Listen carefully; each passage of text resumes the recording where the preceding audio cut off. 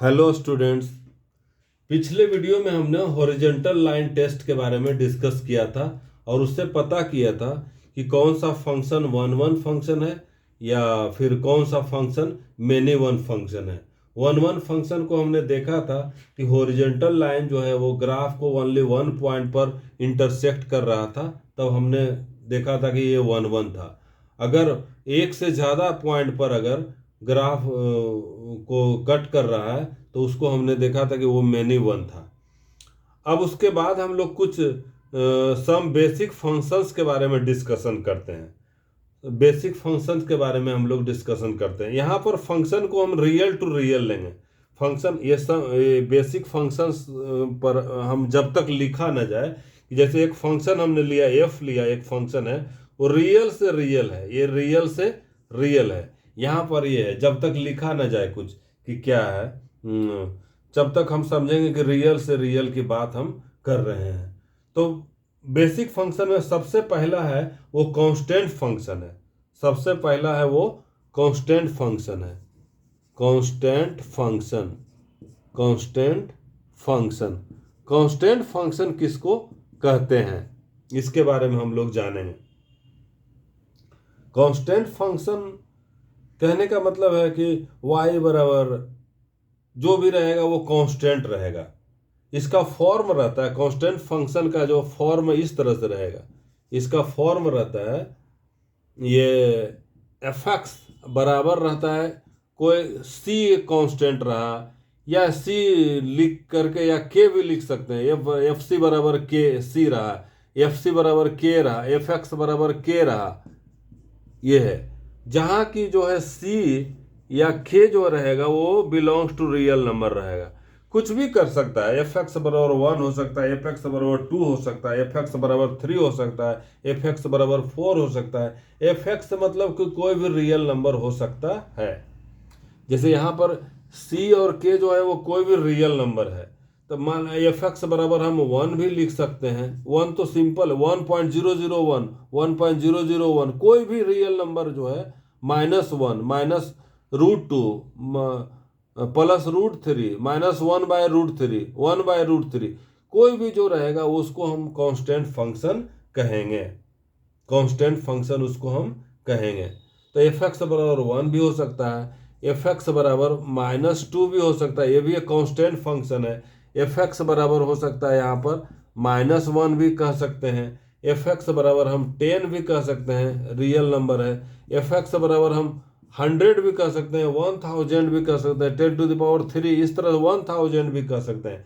I F x बराबर हम बहुत ज़्यादा छोटा नंबर लेंगे तो 10⁻50 भी कह सकते हैं। या एफ एक्स बराबर अगर निगेटिव नंबर लेंगे तो -10⁻50 कह सकते हैं। एफ एक्स बराबर हम लिख सकते हैं -10⁻100, ये बहुत छोटा निगेटिव नंबर है। या बड़ा निगेटिव नंबर है एफ एक्स बराबर 10⁻100, ये पॉजिटिव नंबर है। तो हम देख रहे हैं कांस्टेंट फंक्शन मतलब एफ एक्स बराबर कोई भी रियल नंबर रहेगा तो उसको हम कांस्टेंट फंक्शन कहेंगे, उसको हम कांस्टेंट फंक्शन कहेंगे। जैसे इसका हम एक ग्राफ देखते हैं, इसको हम ग्राफ से खींचते हैं कांस्टेंट फंक्शन का।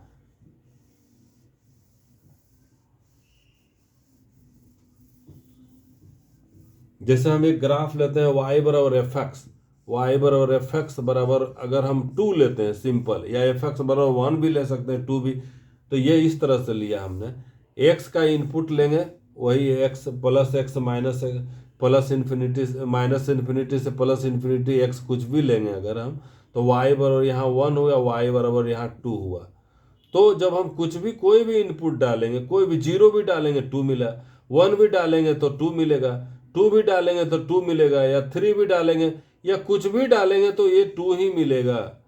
कुछ भी डालेंगे तो इस ग्राफ में वो एक्स का जो वैल्यू है वो हम कुछ भी रखेंगे तो ये हमेशा 2 आएगा।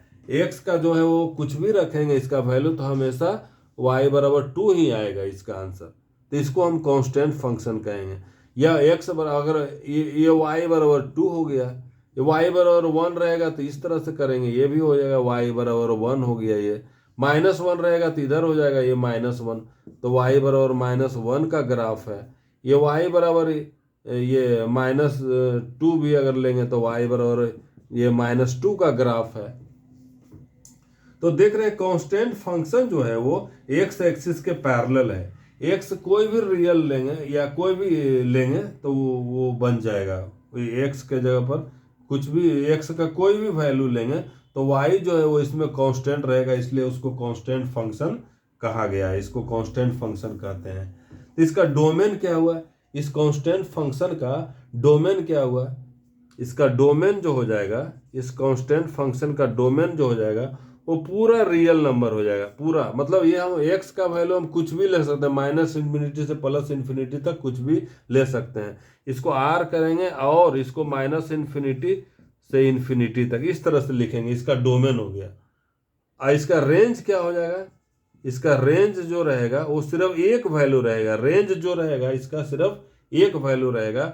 जैसे y बराबर 2 लिया तो इसका रेंज सिर्फ 2 है, सिर्फ एक वैल्यू है, सिंगलटन सेट है। रेंज इसका सिर्फ y बराबर 2 है, मतलब एक वैल्यू सिंगलटन सेट है। y बराबर 1 रहेगा तो सिर्फ रेंज 1 रहेगा। देखिए इनपुट इनफाइनाइट है लेकिन रेंज सिर्फ एक वैल्यू है, सिर्फ 2 है।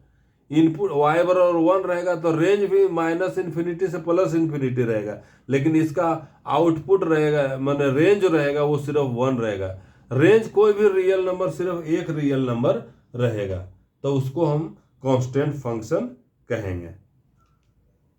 तो हमने इस वीडियो में कांस्टेंट फंक्शन के बारे में डिस्कस किया, और अगला वीडियो में हम लोग ये अलग और अलग बेसिक फंक्शन के बारे में डिस्कस करेंगे। Thank you for watching.